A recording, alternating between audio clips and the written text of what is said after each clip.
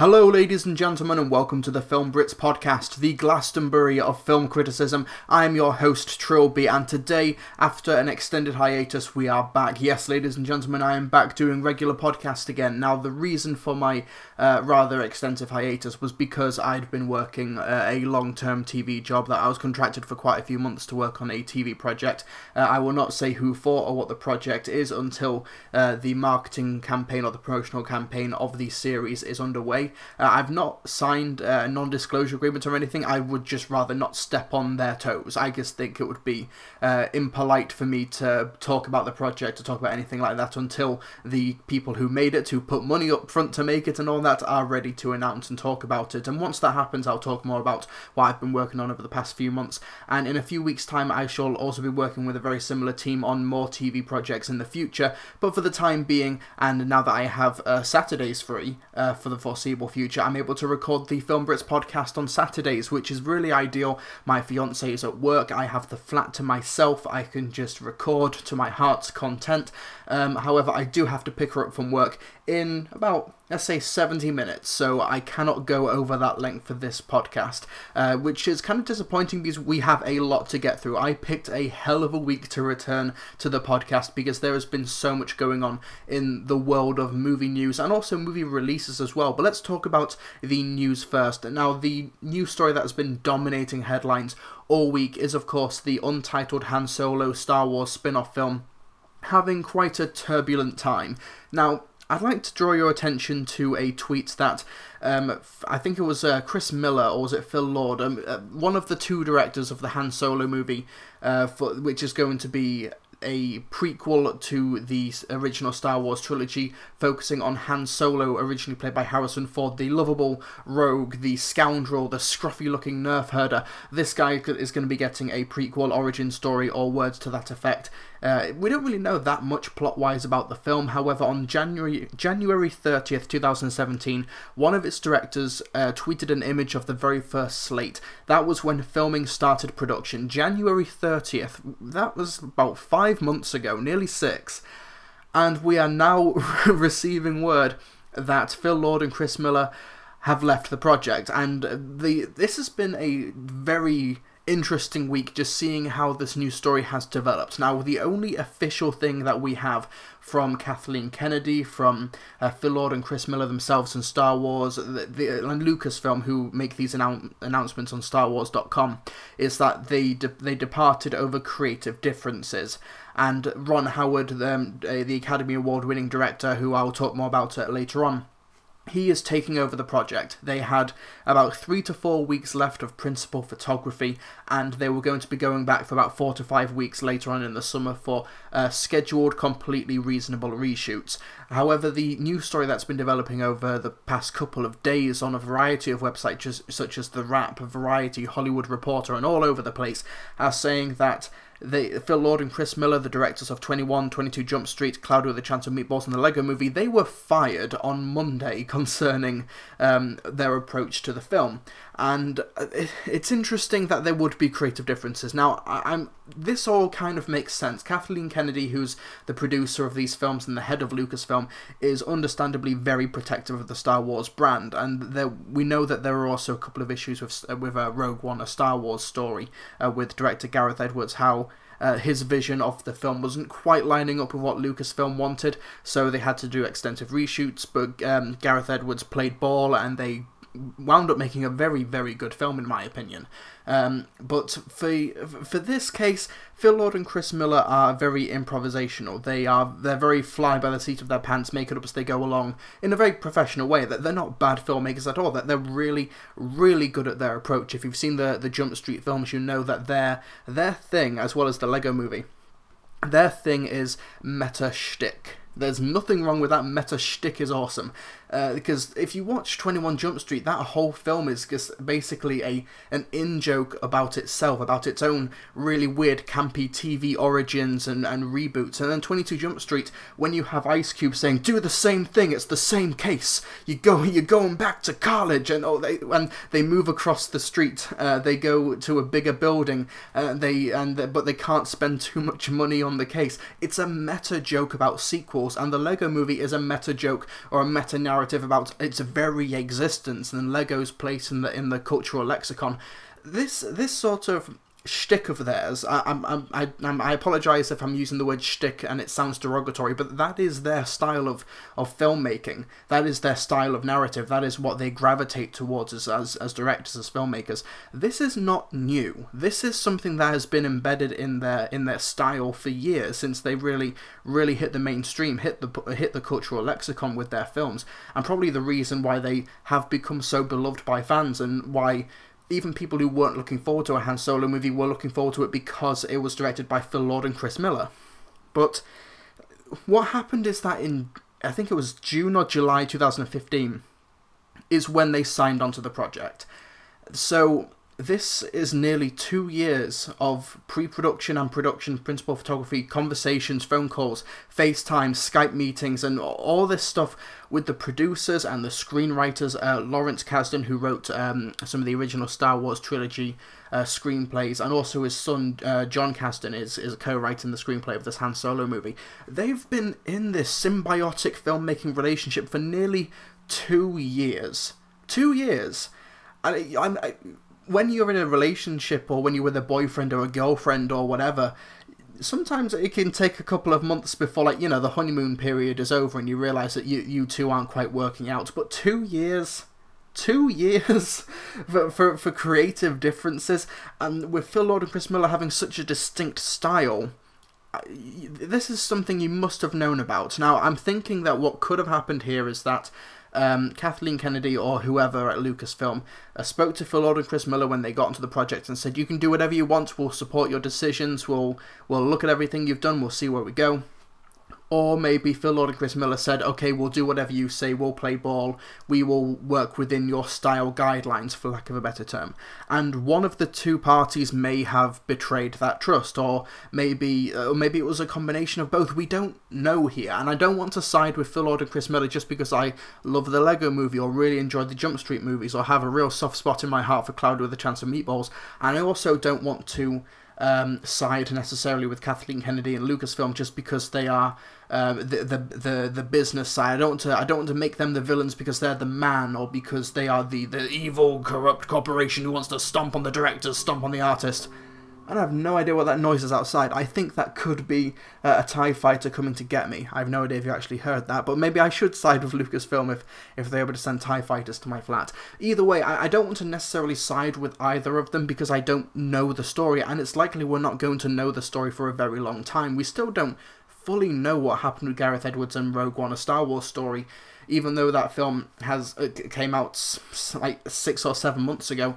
Because Disney is very protective of their brands, Lucasfilm just equally so. They want to protect their brand image and their brand recognition and the fact and the image that they have of being this really great creative company. They don't want these stories to be leaked. They don't want people to worry about the film.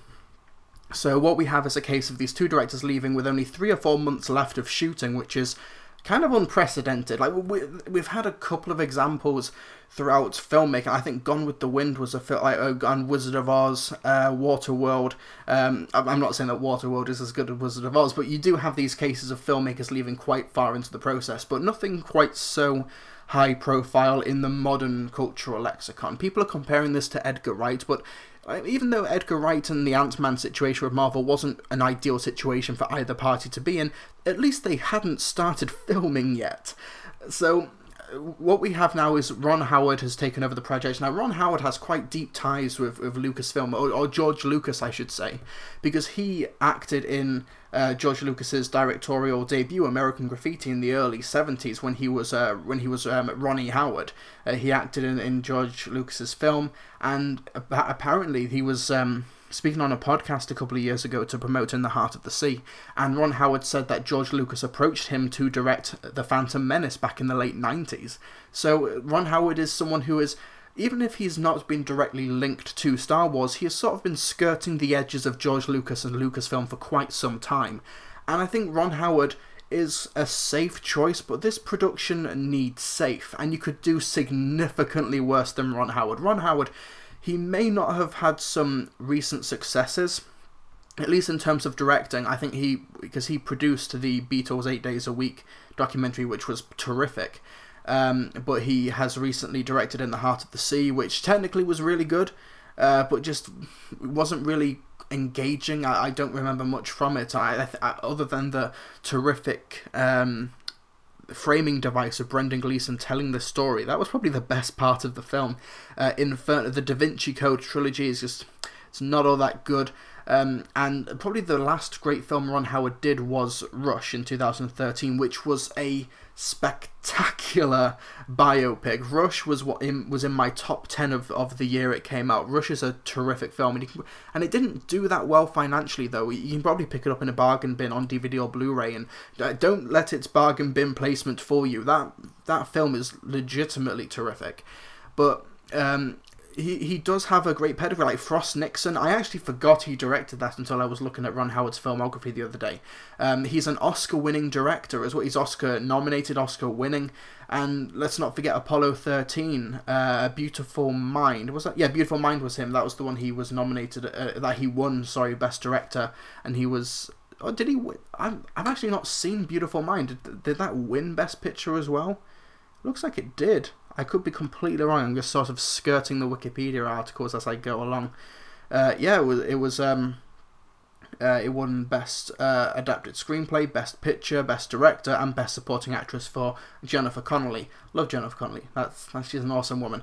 But yeah, so you've got a safe choice here, somebody who probably does need a bit of a career boost. Like I love Rush and Frost Nixon, but over the past decade, Ron Howard hasn't really had a big box office hit, and he's sort of coasting on his prior pedigree, which it's not necessarily a bad thing, but I think he needs a hit, he needs a success.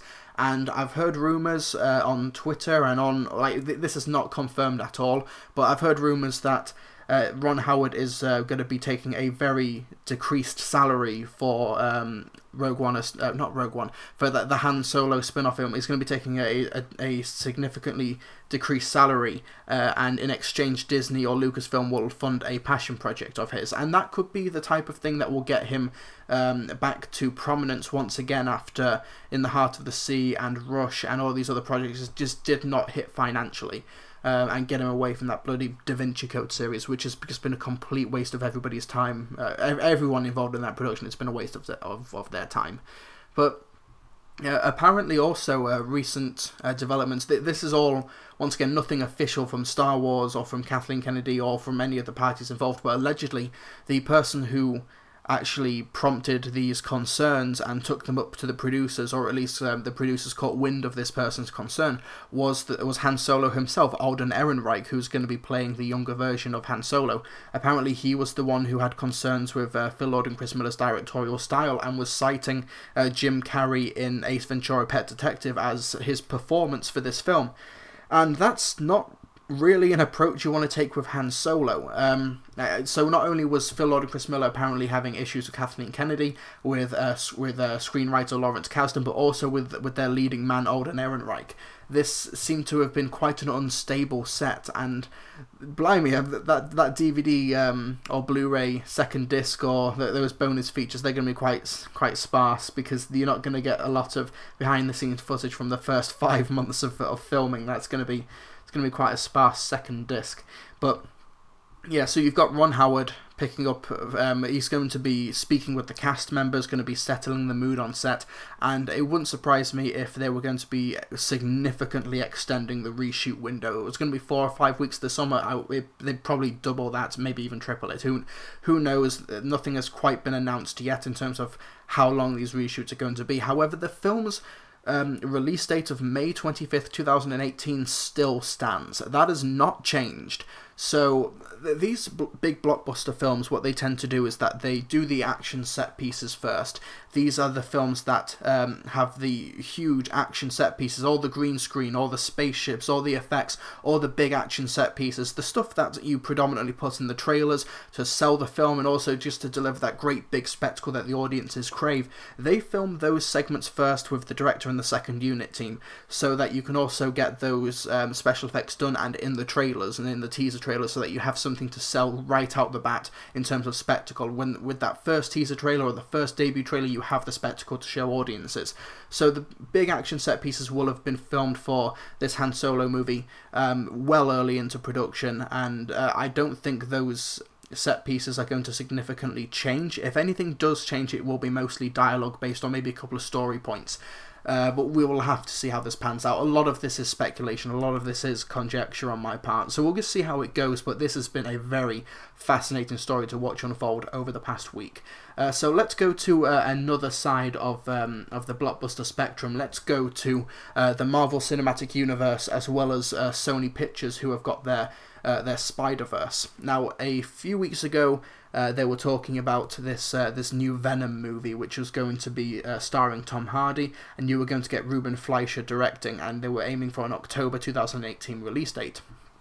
And from what we'd heard before this week, was that it was going to be completely separate to the Marvel Cinematic Universe. This Venom movie, as well as this Black Cat and Silver Sable movie, were going to be detached from the Marvel Cinematic Universe. Spider-Man might not even appear in this universe, which it feels so stupid that this was even on the table to begin with, that they were going to be doing a Venom movie without Spider-Man.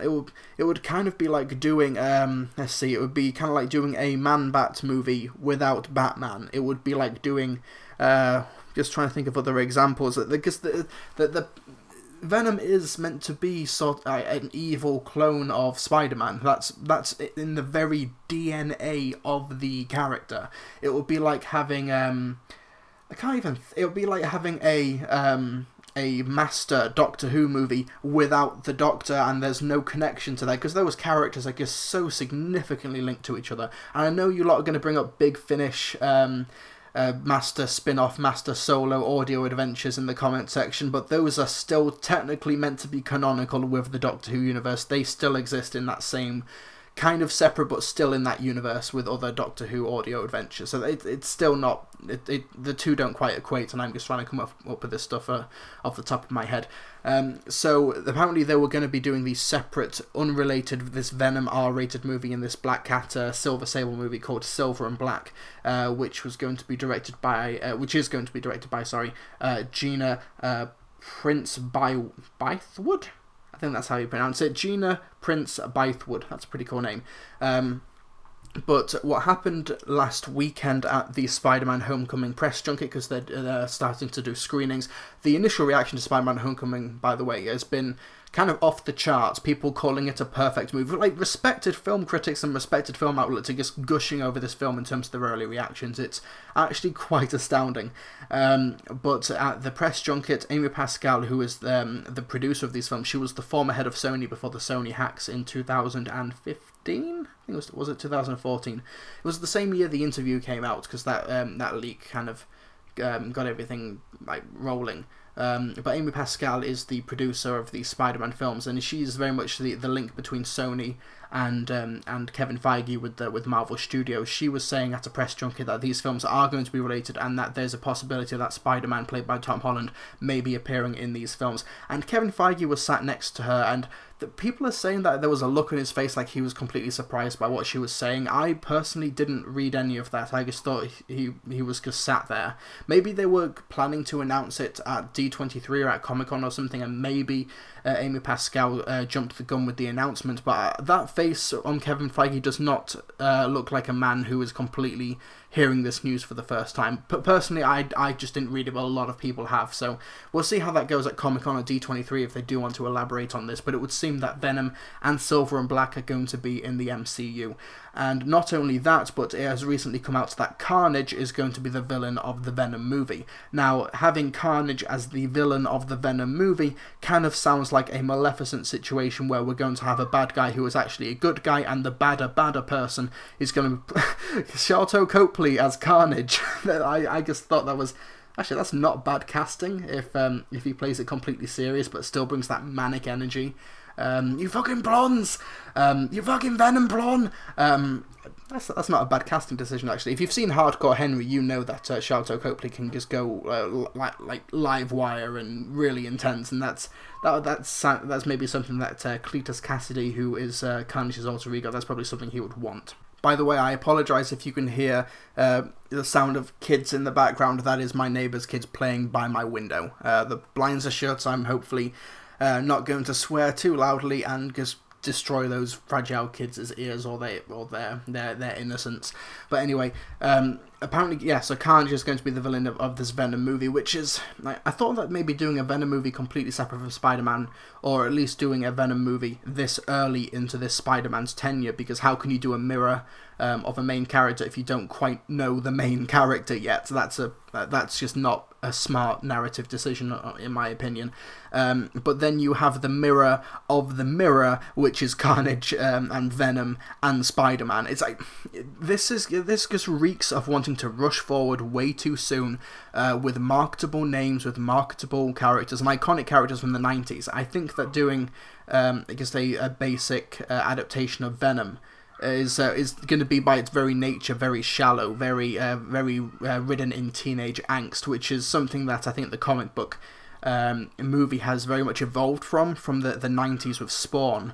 I think that we need to move beyond that, but there is a possibility that the filmmaker could elevate the material, that they could find something interesting to do with Venom, because Venom by his nature is kind of a very boring, surface level, shallow character.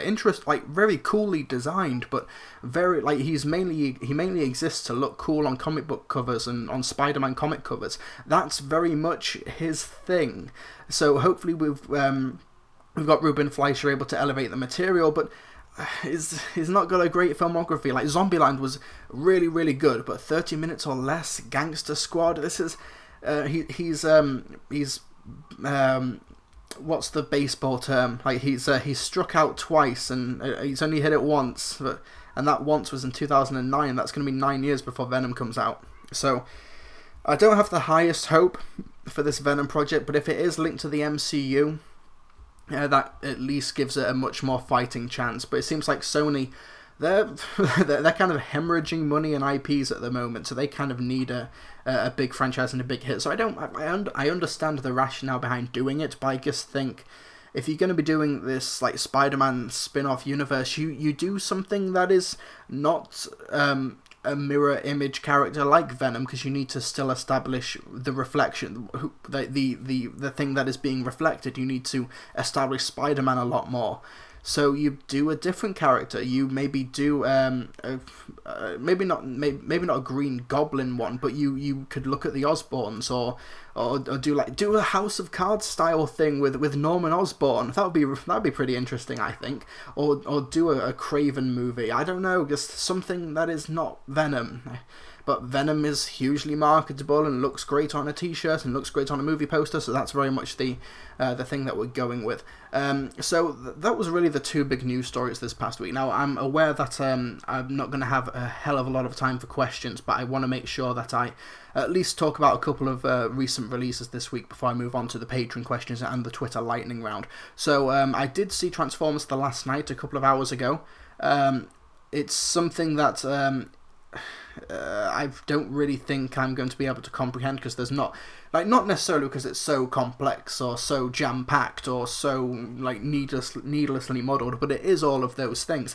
The reason I don't really have much to say about Transformers The Last Night, them watch me just talk about it for half an hour or do a 5,000 word review or something, is because Transformers The Last Night, there's nothing to it. Like, there's no narrative through line to follow. There's no characters worth getting invested in. There's no action beats that are, worth watching or worth giving a damn about. There's just so little actually here, and I think, considering that this film is 2.5 hours long, cost around $250 million to make before marketing and distribution costs, that you think that the movie would have a little bit more to offer, or have a little bit more, impact. Like, I don't know. The thing that really sticks out to me, though, about The Last Night, and I'm probably the only person who cares about this, is that Michael Bay seems to be under the impression that Stephen Hawking is dead. Because there's an actual line of dialogue where Anthony Hopkins, who is part of this organisation, like, mild spoilers for the film, but you don't really care. Shut up, you bloody kids. They're probably being more comprehensible than Michael Bay's Transformers The Last Night. but Anthony Hopkins says, I'm the last surviving member of this organisation, the organisation that used to consist of like Winston Churchill and Abraham Lincoln and all these other names, and then he brings up Stephen Hawking, and it's like, Stephen Hawking, he's still alive, you know. I know that the guy is like hypothetically been at death's door because he was predicted to have died like 40, 50 years ago, and he's still alive. He's in his mid-70s, I believe, but he's still very much alive. I think someone needs to tell Michael Bay that Stephen Hawking is not dead, because as far as Transformers: The Last Night is concerned, he seems to think he is. I know it's because the smallest nitpick imaginable, and there's like that's not even a fraction of a percent of the things wrong with Transformers: The Last Night, but it is something that randomly stuck out to me. But let's talk about something far more interesting, something that's much more cohesive, something that's much more worthy of your time, much more worthy of your money, and is just infinitely better put together in almost every single way, and that is Baby Driver. I saw a early screening on Tuesday night, courtesy of Cineworld. Thank you very much for that unlimited screening. And this is the latest film directed and written by Edgar Wright, who did the Cornetto trilogy, Shaun of the Dead, Hot Fuzz, The World's End. He also directed Scott Pilgrim vs. the World, and this is it's really interesting. It's a heist film about this Ansel Elgort plays this kid called Baby, who is a getaway driver for a mob organization in Atlanta, and he had an accident when he was young, and it's left him with a permanent ringing in the ears, so he always listens to an iPod to drown out the sound, and he drives to the music.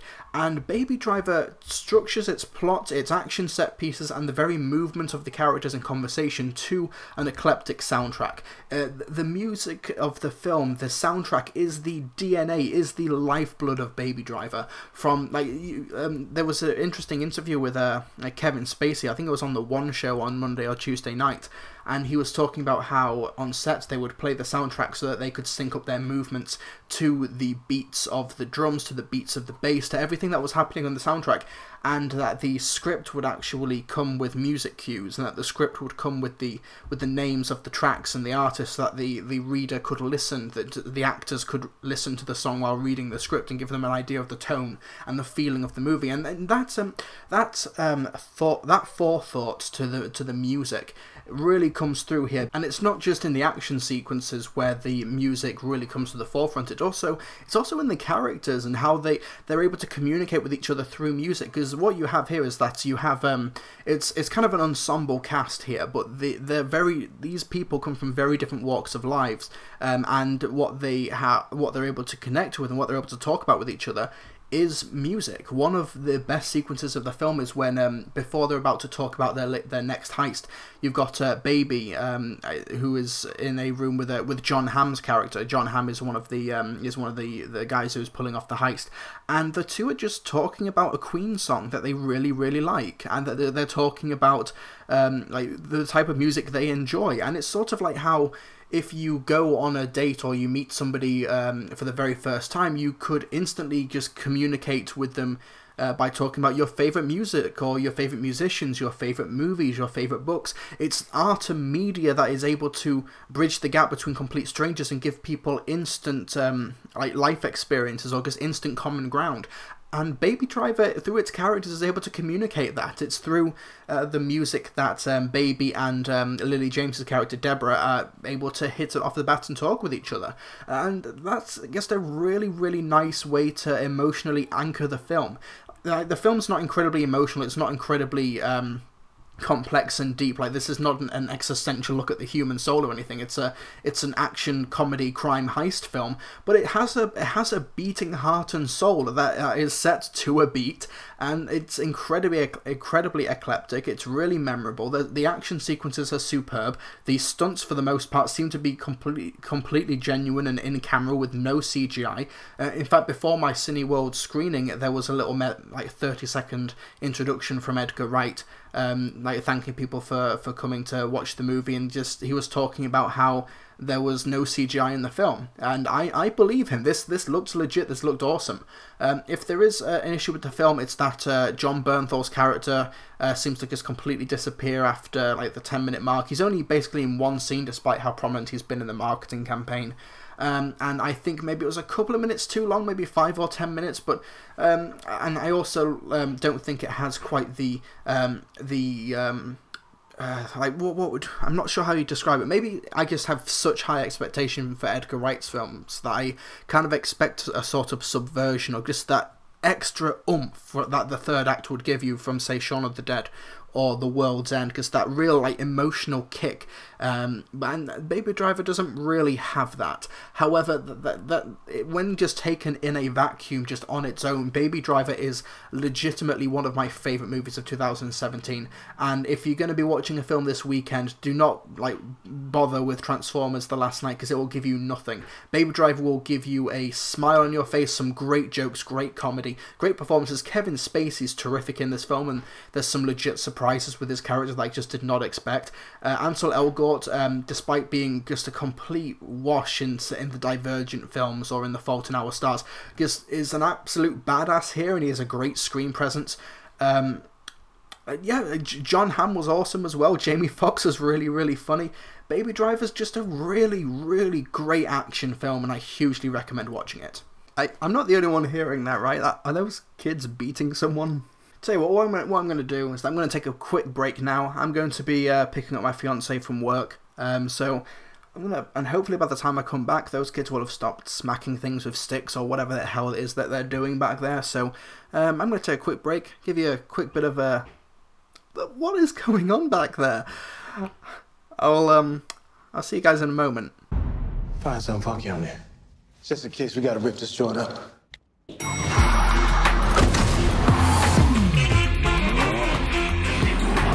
People love great bank robbery stories, so let's give them something bold and brazen as to talk about over their lattes. What's you listening to? Oh, let me check. Tequila.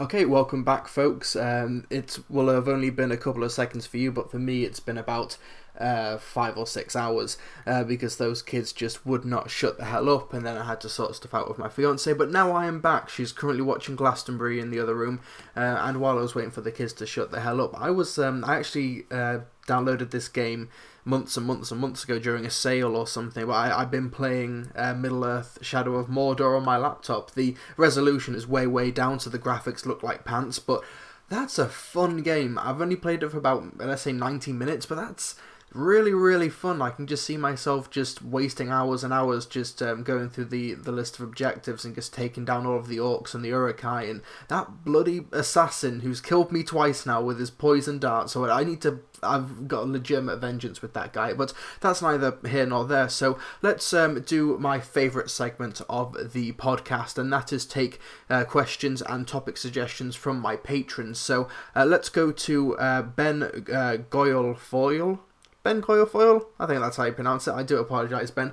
Ben says, what were your thoughts on Netflix's A Series of Unfortunate Events? I'm rather polarised on it. As a fan of the books, I love the loyalty to the books and the effort to set up later subplots earlier on, but at the same time, I don't think it's as good as it could have been. They could have made the visuals a lot more unique and interesting. The acting and directing is rather iffy here and there, and it really impacts how good the show could have been. Yeah, I'm kind of on the same level as you, Ben. I think that I was anticipating it quite a bit. I actually do have a soft spot for the Jim Carrey film from 2005, 2006. Around that time, it was in sort of the wake of the success of Harry Potter, and all these young adults, children's book adaptations and fantasy novels were being adapted for the big screen in the wake of Harry Potter, and it was one of the films that actually sort of rose above the competition. I thought it was a really good film, even though stylistically and in tone it doesn't quite represent the first 3 books of the Lemony Snicket Series of Unfortunate Events series, because what they did for that film, if you've not seen, is that they took the first 3 books of the franchise and made them into one film. They changed the ending around, they changed certain events, but for the most part it did follow the plot of the first 3 books. And the cast was stacked as well. Of course you had Jim Carrey, but you also had Billy Connolly and Meryl Streep and Timothy Spall. Really good cast, and I do think the film holds up, and Jim Carrey as a dinosaur, awesome stuff. But as for the Netflix series, I'll be completely honest with you, I've only watched the the first 3 episodes of the series, which is based off of the first book. I watched the first 3, I watched them more or less back to back, and I watched them with my fiance, and then we thought, it's alright, we'll probably pick up the rest of them later, and we just never did. We never felt the need to go and watch the rest of the series, even though there's so much left to do, and it does, the stories do lead into one another quite nicely, but there was just absolutely no need to do it, and Netflix are normally very good at making audiences binge watch all of the episodes and all everything that they want to do, but it just wasn't there. Okay, so I'm just looking over the episode list, and yeah, I've watched the first 2 episodes, The Bad Beginning Part 1 and The Bad Beginning Part 2. I've not even started The Reptile Room, and Series 1 goes through the Reptile Room, The Wide Window, and The Miserable Mill, with Series 2 coming out next year. Which is going to continue the story, and I believe that a Series 3 has also been greenlit. But I just have no desire to rewatch it, or to catch up, or to watch the rest of it.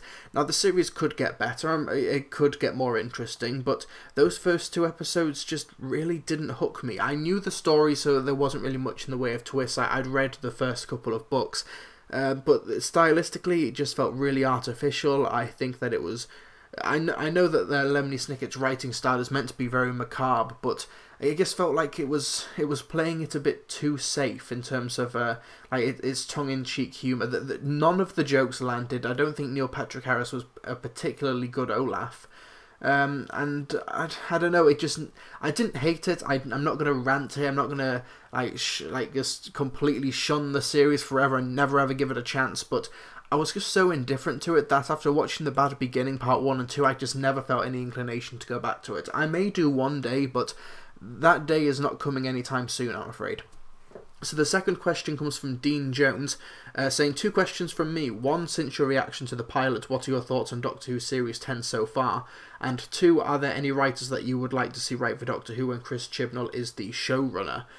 So yeah, Doctor Who related questions. I've just been so friggin' busy that I've just not had much time in order to not only watch the series but also react to it. I'm actually a couple of episodes behind. I did manage to marathon the Nuns trilogy, or the Monks trilogy, I should say. Sorry, they're not nuns, they're monks.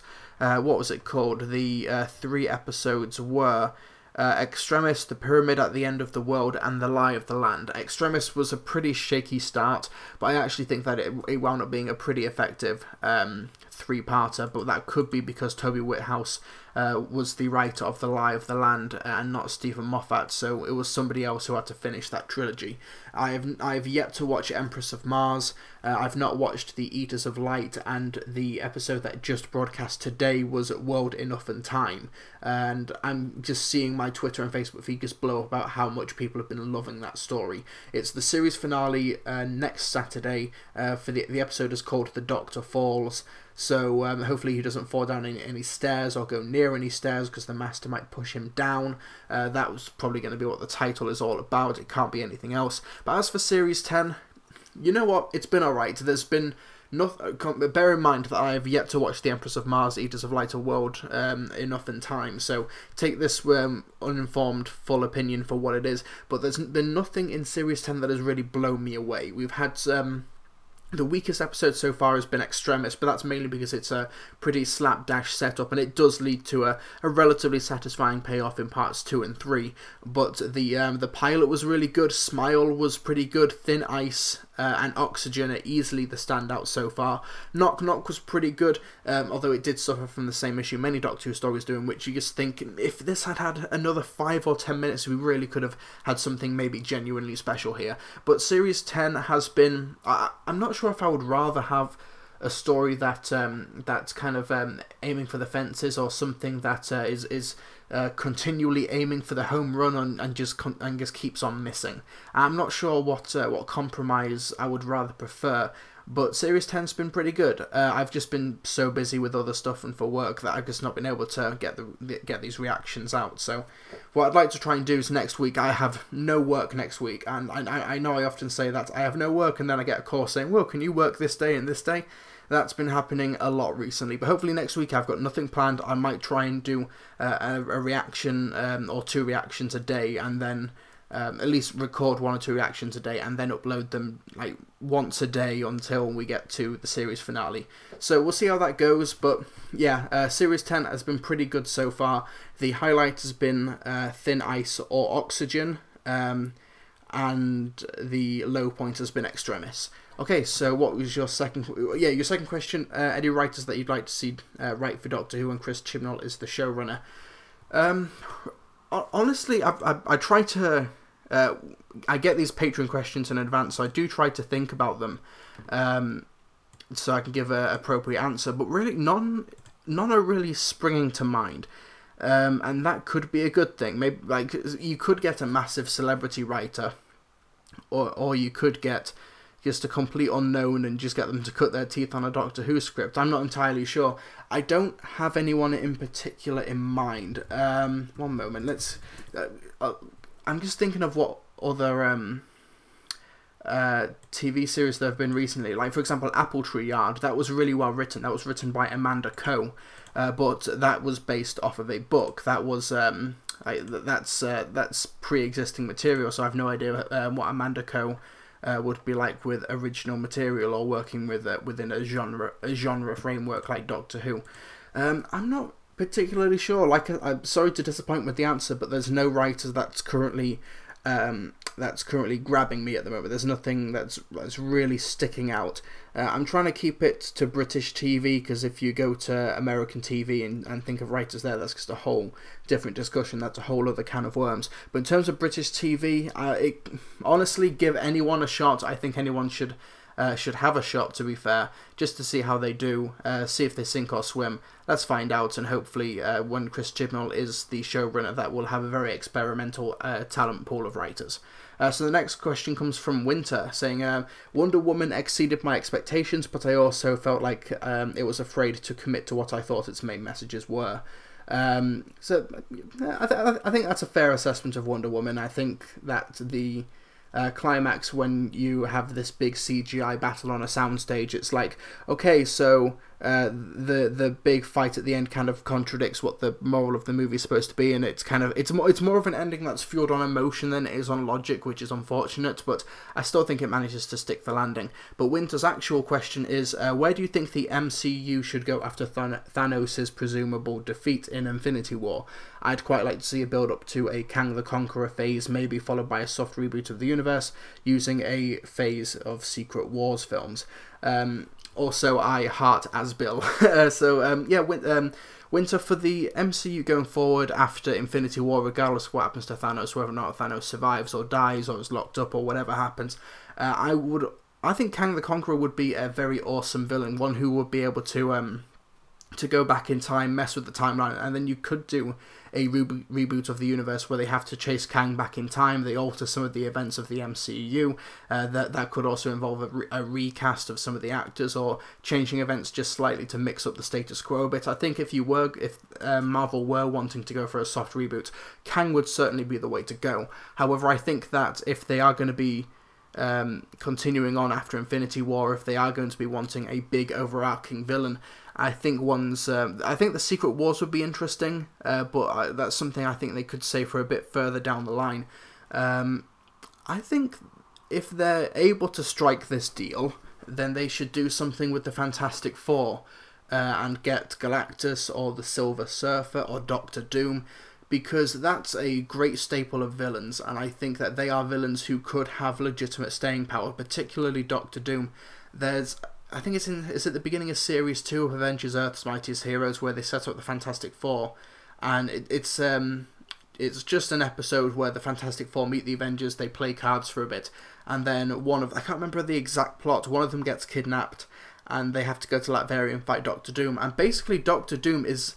there's no definitive winner of the fight, but Doctor Doom is easily able to hold his own against the entire Avengers and the Fantastic Four.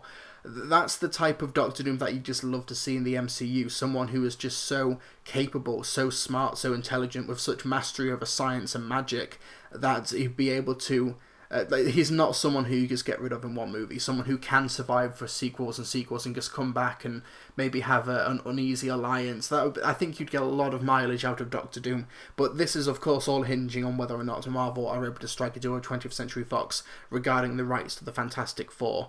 It's very much up in the air. Who knows what's going to be happening with that? But that is the Phase 4, 5, and 6, etc., etc., that I would like to see from the MCU. And the final Patreon question comes from Edward Sweet, who says, with the recent financial and critical success of La La Land, do you think we'll see a resurgence in old-school style musicals in the same vein, or is this just lightning in a bottle? Also, what are your favourite movie musicals? Mine are Rocky Horror, nice, Sweeney Todd, also nice, and Les Miserables. Really want to see La La Land. Really want to see. You've not seen La La Land yet, dude? It's on Blu-ray. It's awesome. Watch La La Land. It's really good. But you're absolutely right. La La Land was not just a success. It was a smash hit. And I'm not just talking about it winning the Oscars and almost winning Best Picture. This was a film that completely blew up at the box office. It had a budget of $30 million, and worldwide it grossed $443 million. It was... while Hidden Figures was the highest grossing film domestically at the US box office, La La Land was the highest grossing Best Picture nominee worldwide. It made a ridiculous amount of money and it did incredibly well. It was very, very profitable, and Damien Chazelle can basically do whatever he wants right now. Studios will give him a blank check to basically make whatever he wants because he has made a lot of money for Lionsgate with La La Land, and Lionsgate really needed the hit as well. So in terms of whether or not it revives the musical's never really gone away. Musicals have never been, at least I say never, they were of course in the 40s, 50s and 60s, but recently musicals have never fully died out. Every so often one of them will appear and make a big impact. Like you had Chicago in 2002, you had Les Miserables in 2012, 2013, where that was nominated for like all of the Oscars and made quite a bit of money, and now you've got La La Land. The musicals kind of go in phases and stages, but the issue with musicals and things like that is it's kind of hard to think of new musicals that have yet to be adapted. Like they are making new musicals all the time, like for example the Book of Mormon or Hamilton, but these are shows that you don't really, that the makers of these musicals, these Broadway West End shows, do not want on the big screen right now because their tickets are selling out all the time. It's ridiculously hard to get to see Hamilton on Broadway, I'm told. It's really hard to get a ticket for the Book of Mormon because the shows are just always selling out. So until that capital dies down, you're not going to be getting big screen adaptations of those films. And in terms of the back catalogue of other musicals, what else is there? They're going to be doing a sequel to Mary Poppins, but nobody's really clamouring for a new remake of Sweeney Todd or another Les Mis or another Guys and Dolls or another Oliver. It's just not going to happen, and the material is already there. It's already been done. There's not much reason to remake those musicals unless you are drastically changing the setting or continuing on from it. And Rocky Horror is a superb musical. However, I think the recent version that they did, was it on FX? It had Laverne Cox as Frankenfurter, and it was just really, really bad. It was just not a very good musical at all. It was just they tried to make mainstream something that utterly rejects the mainstream, and I think they completely missed the point of Rocky Horror from a staging perspective, from a story perspective. It was just really, really unfortunate. But you are definitely going to see more musicals, and it wouldn't surprise me if La La Land was going to be a bit... I think they are planning a big musical stage adaptation of La La Land, but there's not been much news on that front. But I think in terms of old-style musicals, you may see the occasional homage here and there, but it's really, really hard to do an original big-screen musical. La La Land is not based off any pre-existing material, whereas about 95% of all movie musicals, apart from Disney, apart from the animated pantheon, are adapted from Broadway or West End shows or from theatre scripts. It's just really, really hard to get a original musical off the ground in terms of making it for the big screen. So I don't think we're going to be seeing more original old school musicals. I think La La Land was very much a lightning in a bottle, but we will be seeing more musicals in future. And my favourite movie musicals, I love Guys and Dolls. I think that Frank Sinatra and Marlon Brando were a terrific pairing. I think that's such a superb adaptation. I think that it's just a really, really good film, and I do love it. I think Guys and Dolls is terrific. So that's all the Patreon questions. So what I'll be doing is that I'll be going to the lightning round on Twitter. I think everyone was really busy on Saturday, or maybe a lot of people missed the tweet, because I only got a couple of them, but that's fine for me. My voice is starting to run out a little bit anyway. That's probably what happens after I yelled at those kids to get the hell off my lawn. So let's go to okay, so those of you who do not know the drill, basically I put a timer on my phone for 60 seconds, and then I yell go, and I read the question and try to answer it before we hit 60 seconds. So 3, 2, 1, go. Manta Blu-ray says, now that Wonder Woman delivered the goods and Whedon is doing reshoots for Justice League, what is now your perspective on the future of the DCEU? I think DCEU and Warner Brothers and everybody involved there will keep a hold of Patty Jenkins for as long as they possibly can. I think that they're going to try and strike the more optimistic tone. I think they're going to try and get some more colour in the film. It's going to be hard to say what direction they're going to go in until we see the results of Joss Whedon's reshoots or another trailer for the film. I think what we're going to be dealing with is that when Iron Man was such a huge success for Marvel Studios, that he was all over the marketing for the first Avengers film, and also Civil War and Homecoming and Age of Ultron and all that. So I think we are going to be seeing more Wonder Woman in the promotional material, because her film is currently outpacing Suicide Squad and Man of Steel, and is quite close behind Batman v Superman. It's making a lot of money, and audiences also have resonated with that, so Warner Brothers are going to follow the money and just keep on hiring Patty Jenkins and getting more Wonder Woman involved. Just over a minute. Okay, 3, 2, 1, go. Leighton Sewell asks, thoughts on directors of Han Solo film being fired, and any new expectations for Ron Howard now directing the film? Sorry, Leighton, I'm going to skip that question because that was basically a main topic. Just to clarify to listeners, I don't read these questions beforehand. I'm going in blind here, so that's why I read that one. So 3, 2, 1, go. Matthew Jasper asks, best song from Willy Wonka and the Chocolate Factory? The original, obviously. Oh, I'm so glad you clarified the original. Otherwise, I would have gone for the Willy Wonka, the Amazing Chocolate from the Tim Burton remake. Oh god. So best song from the original Willy Wonka. I do love what's it called? If you want to view paradise, simply look around and view it. I think Gene Wilder's just magical in that role and in that musical number. Yeah, probably have to go for that one. The Candyman is also a lot of fun though, but it has got to be No Life I Know to compare with Pure Imagination. That's the name of the song. Pure Imagination. It's got to be that one. Okay, so just find the next question. 3, 2, 1, go. Parth Mathura asks, will you be buying the Mask of the Phantasm Blu-ray? I didn't even know that was happening. So what, Mask of the Phantasm, can't spell it, Phantasm Blu-ray, is that getting a UK release? Yeah, that's coming out on July 25th in America, but what about the UK? Are we getting that, Mask of the Phantasm? I've seen it on DVD around before, but if it is getting a Blu-ray release, that's pretty cool, and I might check it out. Mask of the Phantasm. I'm not seeing anything, at least on Amazon, I'm not seeing anything like that for a UK release. It probably will come to the UK eventually if it is happening in America. They tend not to segment the territories that much for DC animated films. It will probably be coming out here, but there doesn't seem to be a release date or anything. Feel free to post in the comments if there is a release date or if I've just missed something. But yeah, I might check it out if it does get a UK release. So I think I've only got a couple more left. So 3, 2, 1, go. FilmBuff06 says, thoughts on the Transformers movie franchise and Michael Bay in general. The franchise's pants. I feel like Michael Bay, I don't feel it. He's openly admitted that he kind of has no interest in the Transformers mythology or the franchise, because he just considers it to be a toy commercial. He thinks he's above the material, and it really does show in the films because the Transformers are barely in the films. But I think after 5 movies, about 15 hours of total screen time, and just $1 billion having been invested in the production budgets of all these films, that you probably think that, maybe someone could have a bit of creative passion. It just feels like Michael Bay is, he's making a lot of money, and I'm sure he's a great guy to work with. He seems to always make the movies on time. You never hear of any drama from him. There's no like rumors of bad behavior from him on set or whatever, so he seems like a good guy to work with. But this franchise desperately needs fresh blood, and I think Michael Bay really needs to go. And the final question, 3, 2, 1, go. Podcast Media says, how hyped are you for #Movie Mania this week?